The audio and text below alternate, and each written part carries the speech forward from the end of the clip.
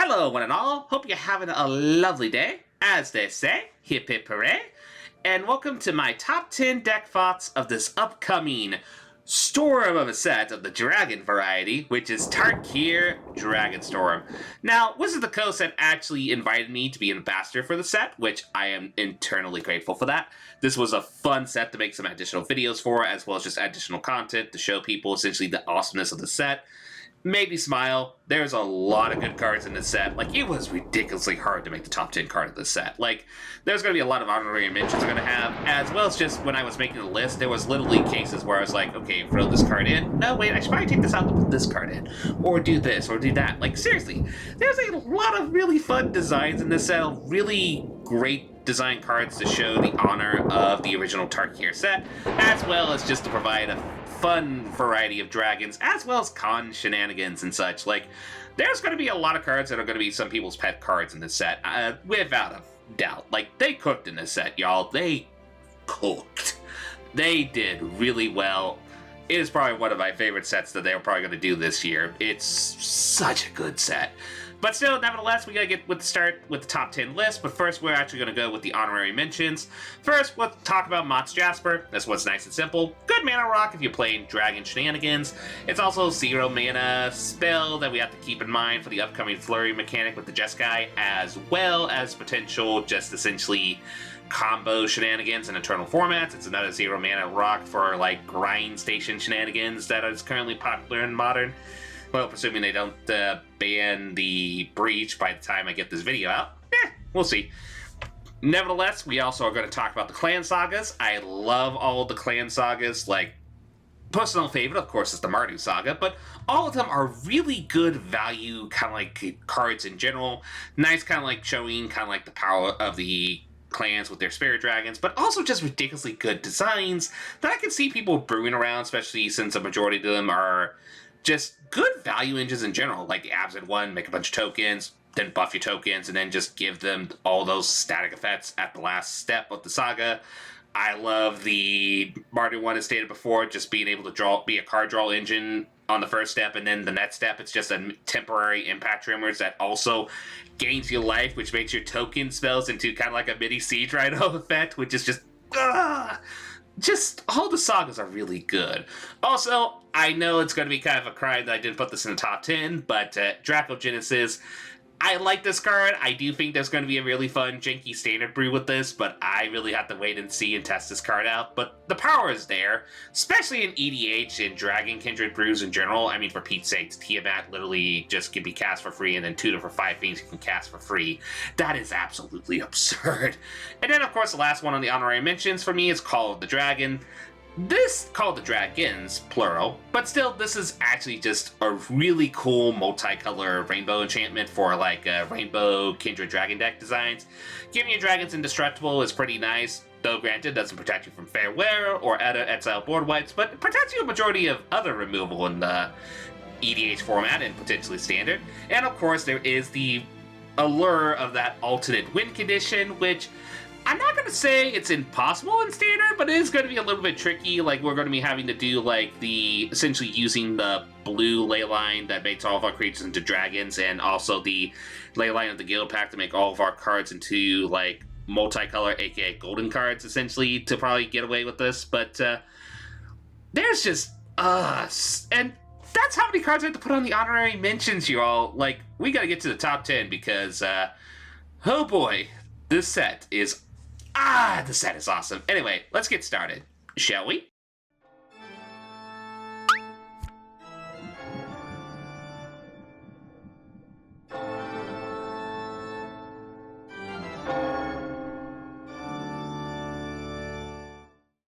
Number 10.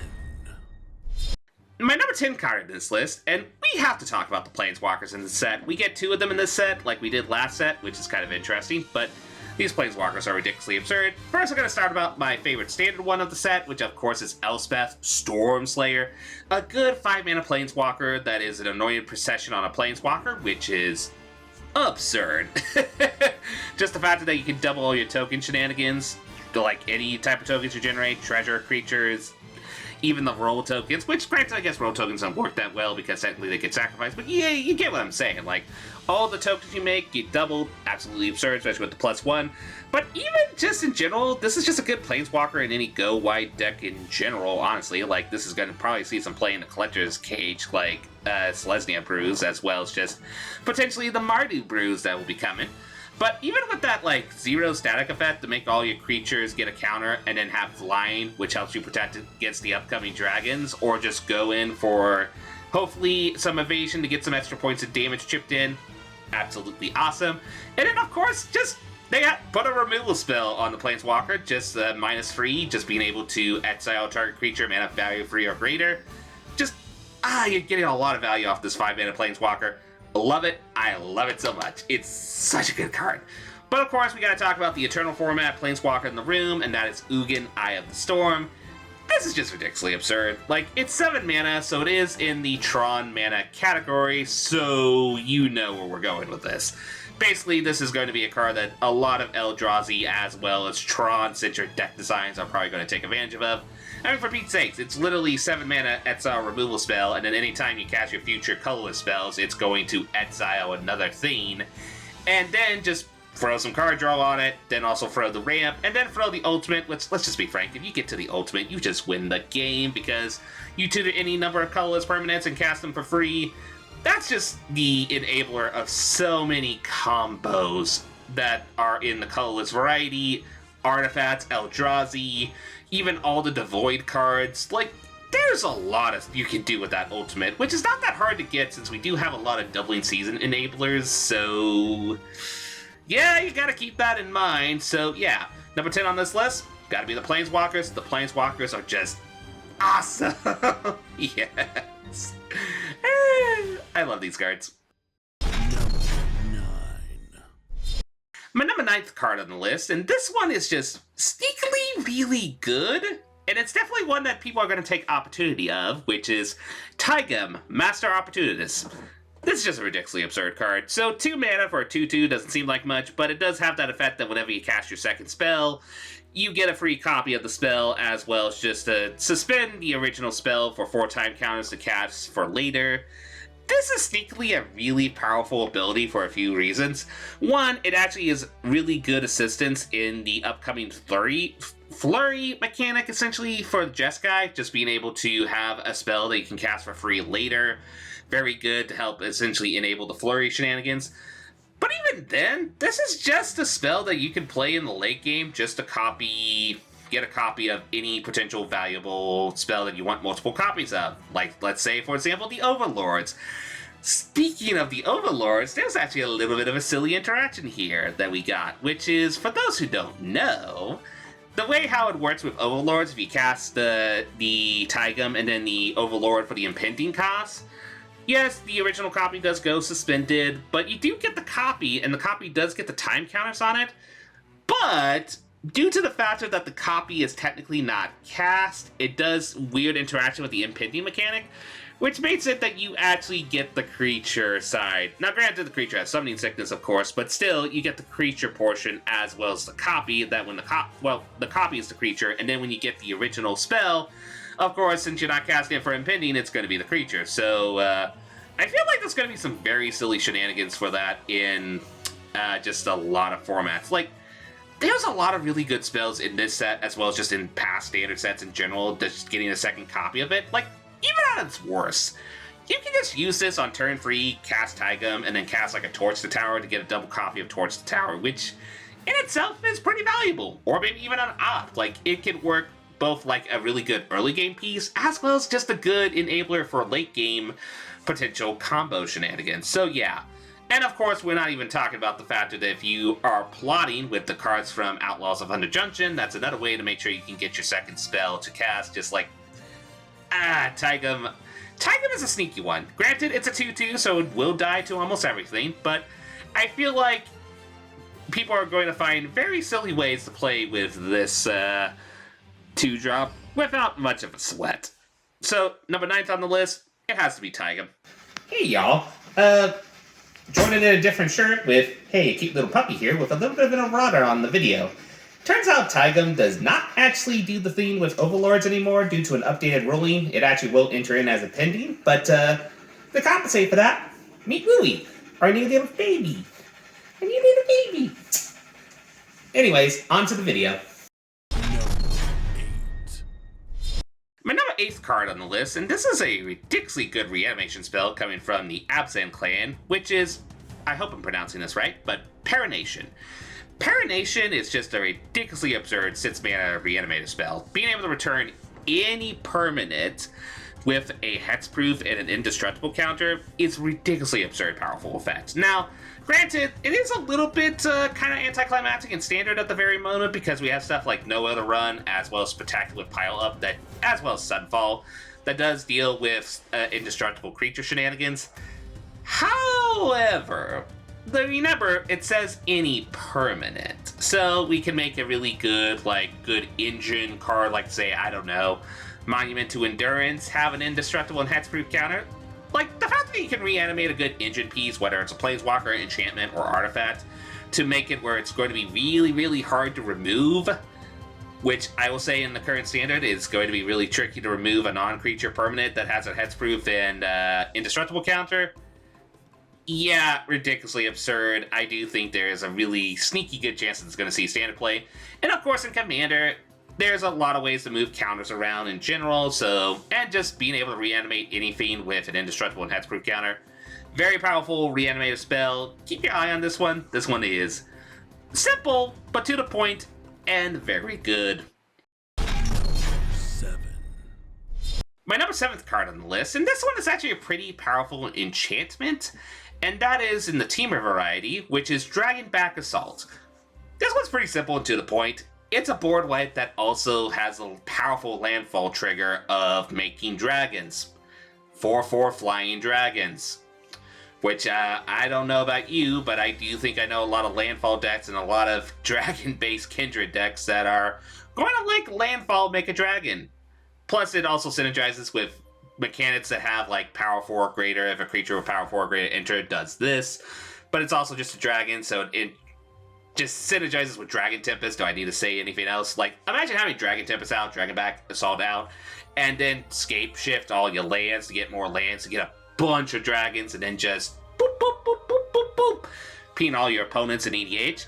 But even then, I do think this also just have a good chance in Standard, just because the simple fact that is, well, to put it simply, it's just a board wipe that also gives you incremental value. Plus, you can also flicker this, so you gotta keep that in mind for continued board wipe shenanigans. So, yeah.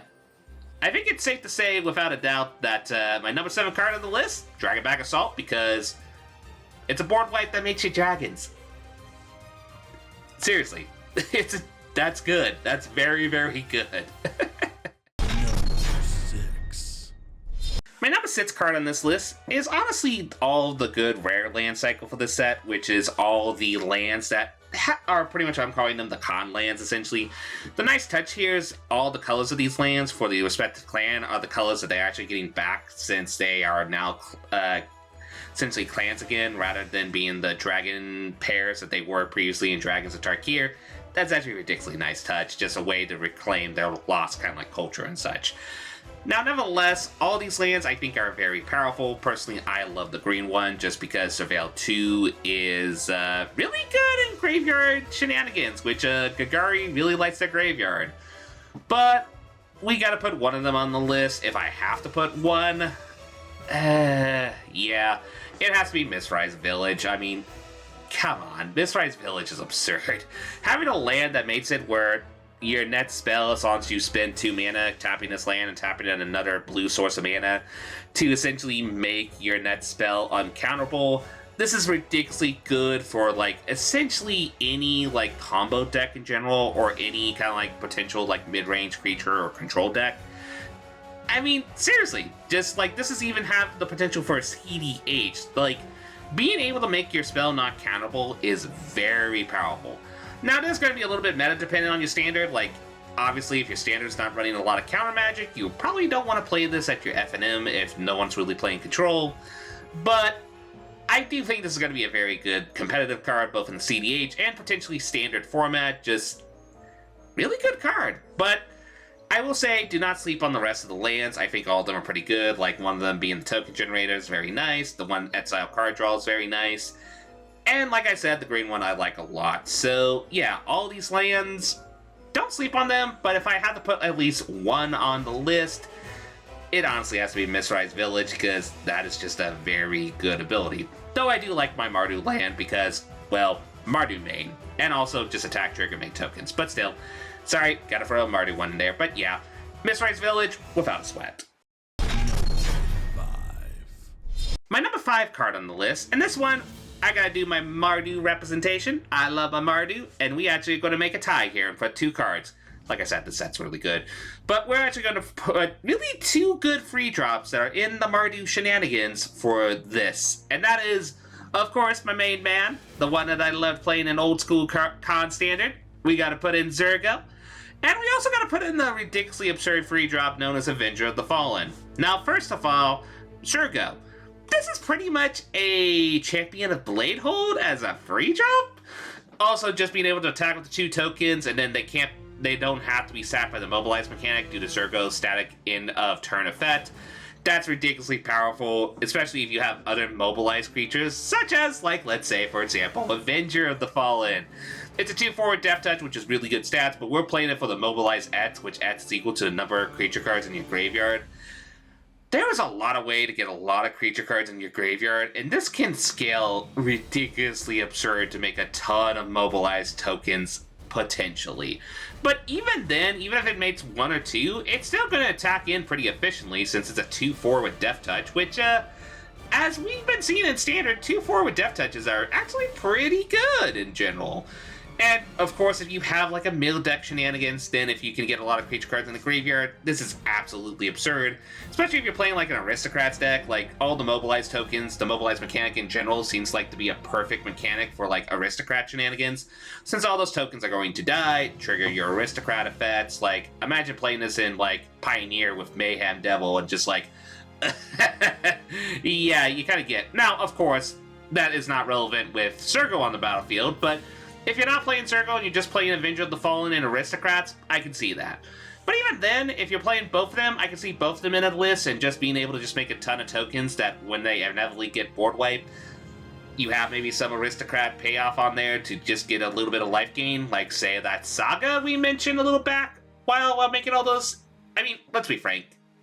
It actually works with any impact trimmers, like that's the Mardu Saga, as well as just the Warleader's Fury, and of course, original impact trimmers.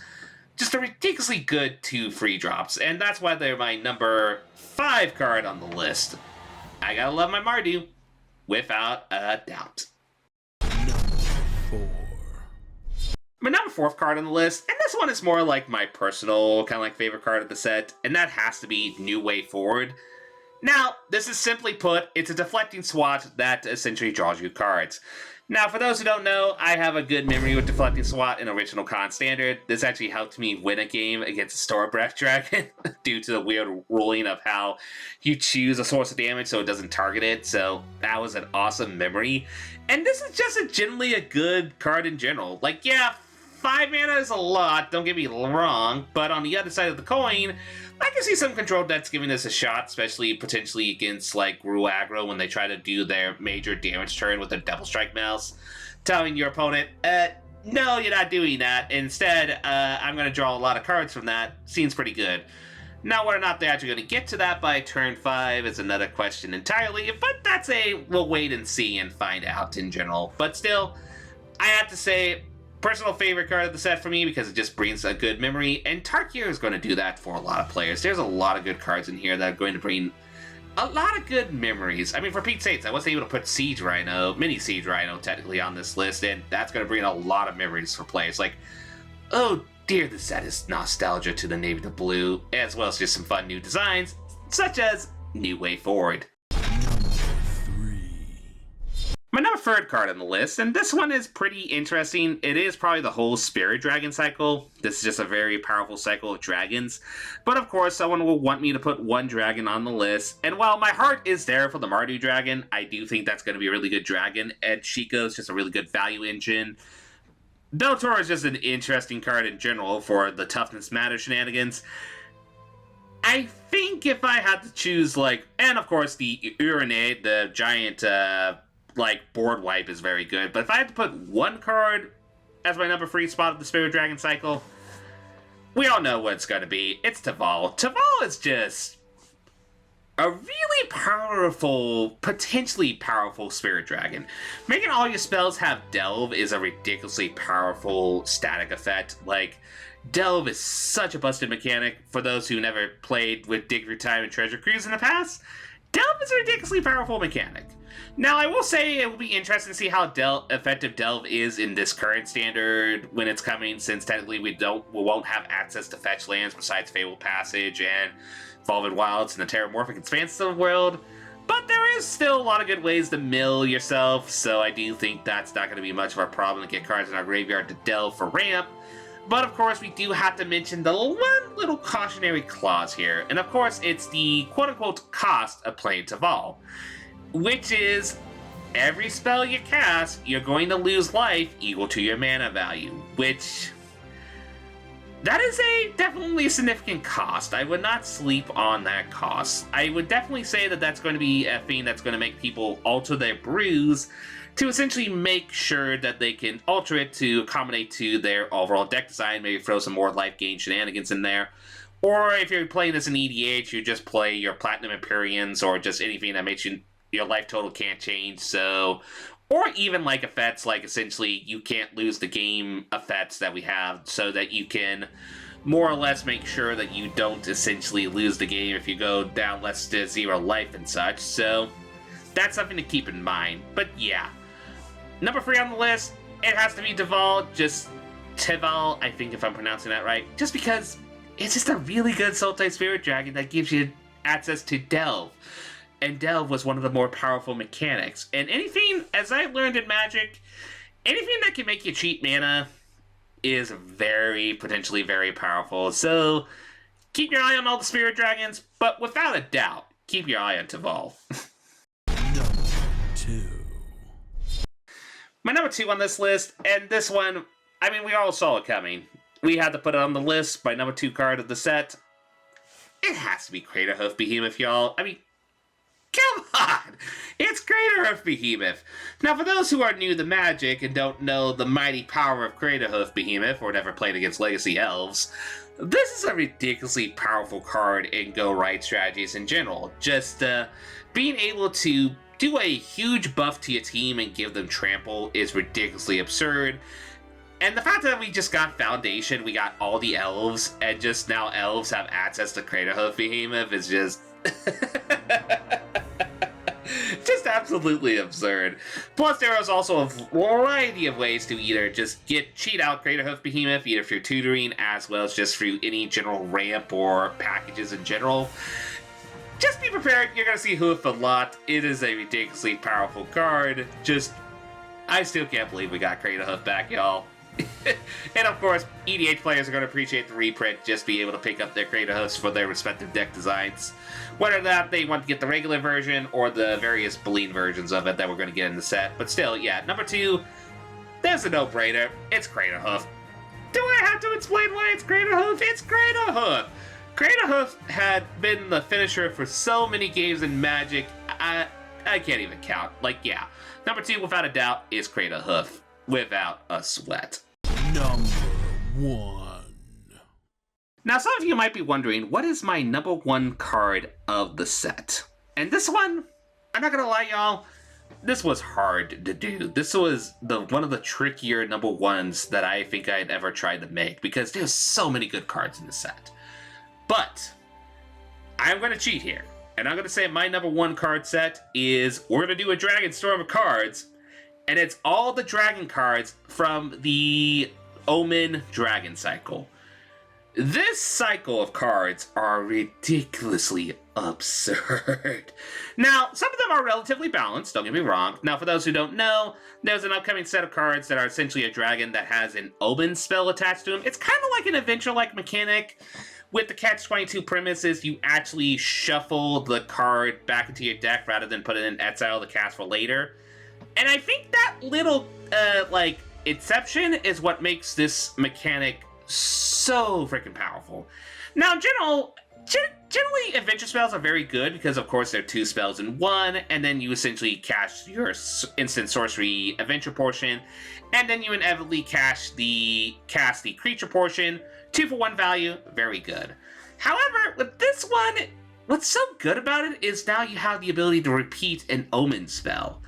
Which doesn't sound like a lot. Like, it's like some of these spells are just, like, generally not, like, amazing. But some of them are really good to have the ability to be able to repeat.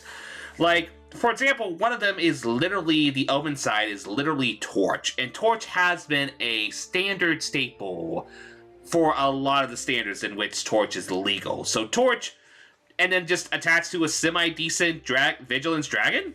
Very good! There's even, like, one of the rare ones, which is like a board wipe, which if you're playing Dragon Kindred, makes all non-dragon creatures -X, which, yeah, it's a mana sink, but on the other hand, you're just getting just a really good board wipe that you can repeat due to the fact that Omen will shuffle it back into your library. Yes, you have to draw it, but let's be frank, it's not going to be that hard to draw. Standard has been showing that it's really easy to draw cards. And just being able to have the repeat value is absurd, as well as just being too attached to a really just decently good rare creature. Like, all these cards, like, I think all of them have the potential to either make a deck itself, or at the very least, be able to be a good, like, splice into some deck designs, because, like I said, they have the value of adventure, where essentially you get 2 spells for 1, but due to the fact of how Omen works, you could get more, like, a free or 4 for 1, just being able to repeat the Omen spell if you need to. And then if you need to develop your board presence, you get a dragon! Like, this whole cycle of cards, when I saw them, I was, like, baffled.